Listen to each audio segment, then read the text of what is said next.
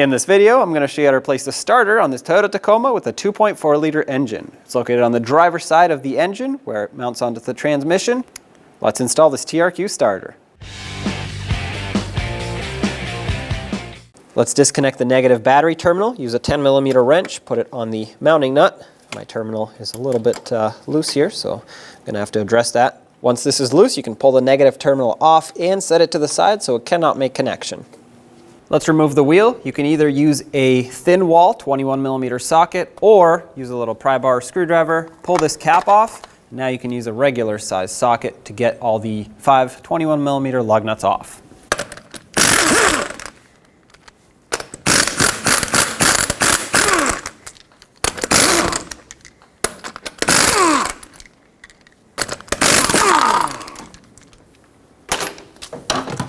With those off, remove the wheel.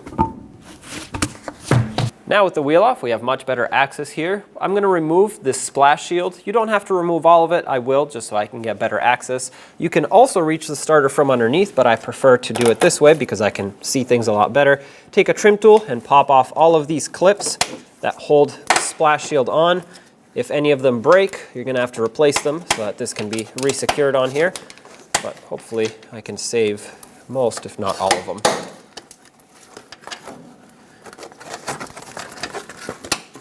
There we go. I'm just going to take the rest of it off so I can get much better space here. There we go.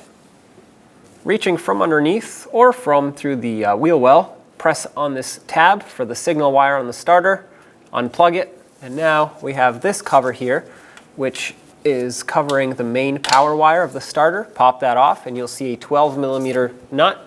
Let's remove that. Stick a 12mm socket up here. You might need a swivel unless you put your ratchet or wrench right up there. Break this nut free. Remove it, and then we can pull that wire off.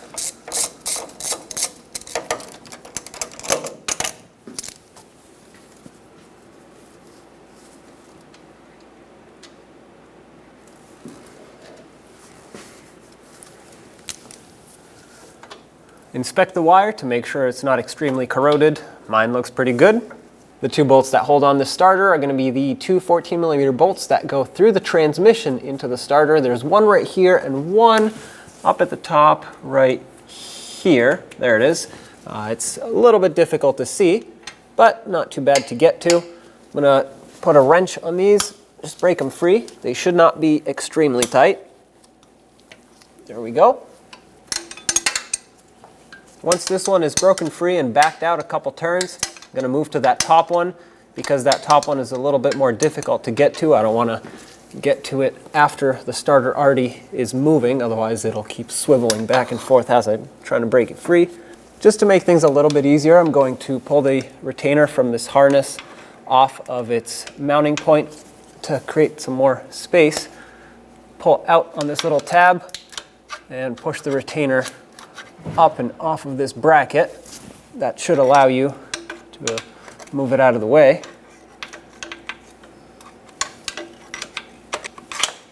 All right, with this out and pushed up, we can better access this top bolt. If you can't stick a wrench up there, you'll need an extension with a swivel. Break that free.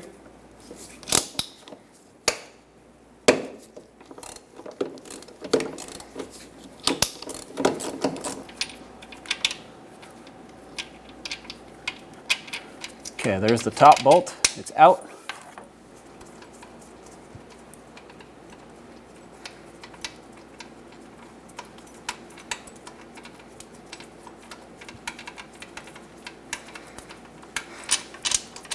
There it is.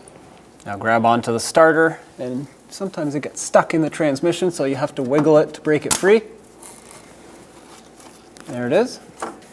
Now back through the wheel well, grab the starter, pull it straight out.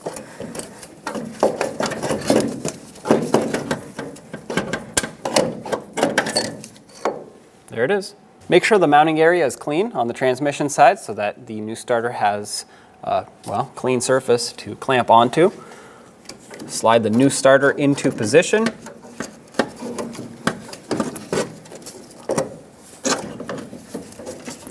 Make sure it's facing the right way. The starter solenoid facing up. If you have a bolt handy, back underneath, hold that starter in position. I'm going to start in the bottom bolt because it's the easier one to access. And once this is in, it won't fall off anymore.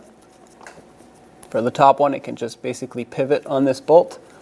This should start in nice and smooth. If it doesn't, clean up the threads. Make sure you don't cross thread this.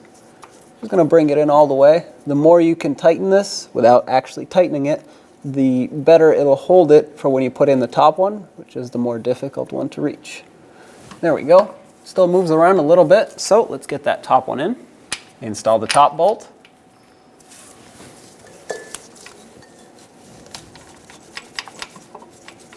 The torque for these is 52 foot-pounds. However, I cannot, unfortunately, accurately torque these because I have to use a swivel for the top one, and I can't get a socket on the bottom one, so I'm just going to do my best and make them nice and tight by hand. Nice and snug. Let's get the bottom one with a wrench. That's pretty tight. Remove the new mounting nut for the power wire off of the starter. Just like I said before, inspect it. Make sure that it's going to make a good connection, because if it doesn't, it's not going to be able to start the vehicle. Slide it on and make sure that the two tabs that are bent over are on each side and the wire isn't spun around the wrong way. Reinstall the mounting nut, and when you tighten this, you want to make sure that you don't over tighten it. Just give it about 1/8 of a turn after it bottoms out. The new mounting nut is going to be a 13 millimeter in size, no longer 12. And when you tighten it, just give it a quick snug. Right here it's bottomed out. 1/8 of a turn, that should be plenty. It doesn't have to be very tight. If you over tighten it, it can actually break that stud internally.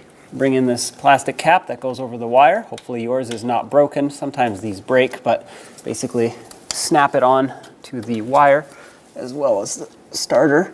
This is going to protect it from any debris and water splashing at it. And then you're going to want to plug in the signal wire. Make sure that clicks. Now let's put the fender splash shield back on.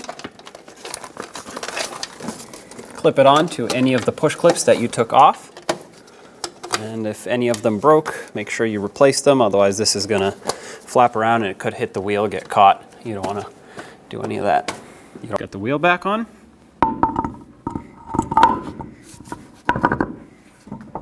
Start on all 5 of your lug nuts, bottom them out in a cross pattern, and then also in a cross pattern, tighten them to 83 foot-pounds.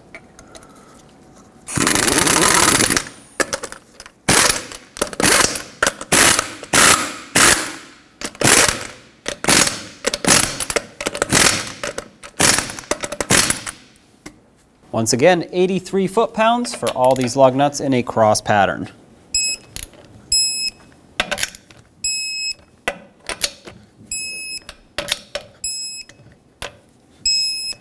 And if your truck had the center caps, go ahead and put these back on.